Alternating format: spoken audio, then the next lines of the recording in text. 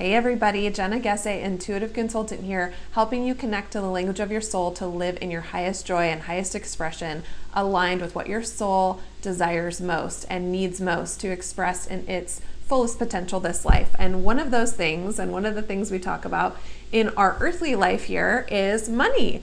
It comes up in every single session. People always want to know about their financial wellness, what's going to happen in the future, what the circumstances may look like. And so I wanted to do a video about money today because it's definitely something I've worked a lot around in my sessions, but also in my own personal life. So I'll share a little bit more about that with with an article that I wrote, I think in 2013, about money, and it kind of shares my personal story. But for the purposes of this video, I really want to talk to you about a couple of things that I think are super helpful when we're just trying to get the energetics of our money psychology and money mentality aligned with our soul. So one of them is to always remember that money is just energy. That's really all it is. We made it up. It's a concept. It's an energy and a consciousness that we all invest in, if we're using financial terms, and we all believe in, and we all expect it to do certain things, so it does. So it's really just an energetic flow. So just remember that. It's always moving. It should always be moving. And I'll just say this on investing and just savings, like when you have chunks of money that you don't know what to do with, or you're just holding on to, just know that because energy is a flow, it always wants to flow. So somehow, if you're just sitting on money that you give it no intention and it has no reason for being necessarily other than to make you feel a little safer, oftentimes that money falls away. It will go away, or it won't necessarily stay there. It needs an intention. So I would say if you have a wonderful savings, if you have a portfolio, make sure that when you're looking at your financial portfolio, if you're looking at your savings, you want to give it some sort of intentional direction. You want to tell it what to do, essentially. You want to give it some energetic meaning beyond just having money in the bank, okay? So just remember that when you're thinking about what you're investing in, what you're doing. It always needs to be going somewhere, just like you have the highest joy or the highest expression for this particular pot of money. It's just energy. It's just a flow. It's always in motion. It shouldn't be stagnant, okay? That's what it wants to do, is move and flow. Also, the number one thing that suffocates our money flow and that stagnates it is lack mentality, and even sends it, I would say, in a negative direction. So in the land of polarity, when we live in, lack and abundance, or fear and faith, and worry and hope, and all of these polarities, you choose. You have a lot of connection to and control over where you choose and how you think about your money. And if you're thinking about lack, or if you're always in a space of lack, of never having enough, or always wanting more and never feeling full, your bank account's going to reflect that. It's just a holder. It's just mirroring for you what's going on psychically in your mind. So you really need to look at how you think of money. For me, there were a lot of stories from my childhood, like what I said and thought about money based on what I experienced as a kid. So my ego had identified, and I had a personality and even some self-worth wrapped around how much money I had, and as if that identified what kind of person I was inside, or who I was, or how wealthy I am as a being. And it doesn't. They're different.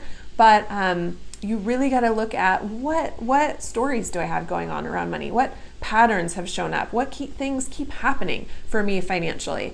And what am I doing to give? How am I giving? How am I receiving? How is that? I think it's like a big infinity symbol. How is my receiving leaning into my giving? How is my giving benefiting from my receiving? Like, is that in a flow? Is that balanced out in my life? Not just financially, but just across the board. So a couple of things to think about with that.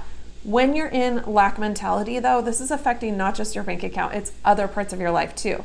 There's not enough love. There's not enough, you're going to feel starving and probably do things from a survival place, and you're coping more than you are actively creating from a place of knowing that you're fully held by the divine. You have everything that you need to have inside of you. You are enough. There is enough. There's enough for everybody. So that's where we get some of the greed and the major conflict. And, even we can look at money. I know I did. You'll read about this if you read the article that I wrote. Where money is I thought money was the problem. It was the enemy. It was the big hairy monster. Well, that obviously doesn't do great things for your financial situation either. So we have to respect money. We have to respect that it wants to flow. We have to respect the way it flows in our life and out of our life, in a giving and receiving and saving and spending, and appreciate it. Appreciate what we have, because as they say, what we appreciate appreciates. So remember your gratitude practice to always bring more of what you're grateful for into your life. And if you're ever stumbling with like really feeling like you don't have enough and you really have that lack, like, well, really, Jenna, on paper, you know, from my circumstances, there really isn't enough to pay the bills, or there really isn't enough to do the things I want to do. Please go out in nature. Please go out in nature. Please look inside your body. Look at the places that are undeniably full of wonder and beauty and enoughness and goodness and abundance. So my abundant health, I'm so grateful for, you know, that my toes and fingers can wiggle, that my heart is beating, that I'm breathing beautiful air, that the leaves are you know, coming out of the trees. And right now I have agapanthus that are blossoming. Like, find a space, if you're in that really stuck lack place, to go out and feel the abundance and prosperity around you. Just shifting your mind and focusing on what there is in your life instead of what there isn't will be a phenomenal shift for you. You will watch miracles happen in your life, and certainly that affects your finances. I have shared this little example of understanding how money is just an energy and not really a thing many times over, where if I just gave you like a plain piece of white paper cut out in the size of a $100 bill, and I gave you a $100 bill, like, which one would you choose? The $100 bill. Why? Because you've decided that it means something, that it values something, that it is of value. And the white piece of paper, they're basically the same thing, one just has green ink. They're the same. So from a universal perspective, in the all objective way, one song, God's light, God's energy, divine energy, it is just one thing. But the second that we mark it with value, we're creating the meaning. So just remember that every time you check your bank account and you see a number, that meaning and that value, whatever it does inside of your body, and especially if it's a lack, you know, oh, there's not enough, or oh, I wish there was more. Wow, that just went out. Every time you get those energy hits and those mental thoughts, that is affecting and creating on your behalf going forward. So that is going to set the trajectory of what's happening with your money going forward. So just remember that you have a lot of energetic influence on your financial stability and your financial well-being. So I really recommend writing down, what is financial stability? What do I actually need and want financially? What feels totally aligned for me to have? What feels totally aligned for me to give? What feels totally aligned for me to receive? All of those things need to be written down. How do I want to feel around money? What is it that I've been yearning to create with this money? Where do I need to point this money to? Like, all of those questions are really important for your financial, spiritual health. So it's flow. It's just an energy.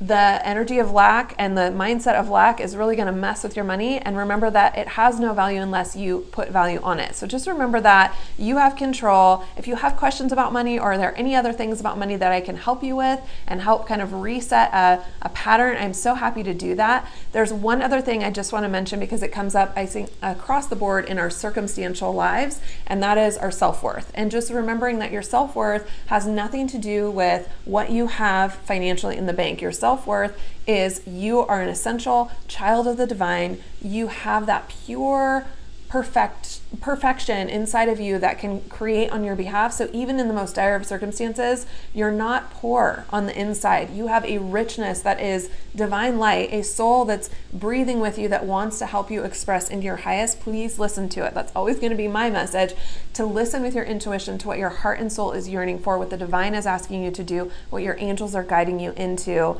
and operate from that place, because money does not determine your safety. Money does not determine whether or not you are okay in the world. And you being right with your soul and in alignment with your own spiritual truth absolutely has some importance as far as making sure that you're okay in your everyday life and able to deal with your circumstances and move through them with grace and ease, and even feel the lack maybe financially, and maybe even pare down or simplify and still be totally okay on the inside. So I hope that helps today. Again, if you have any money questions, I'm here for you. I've done a lot of work in this department with clients and on myself. So I'm so happy to share any insight I can and any guidance. And if you have any amazing tips, let me know too, and I'll share them with our community. Thanks so much.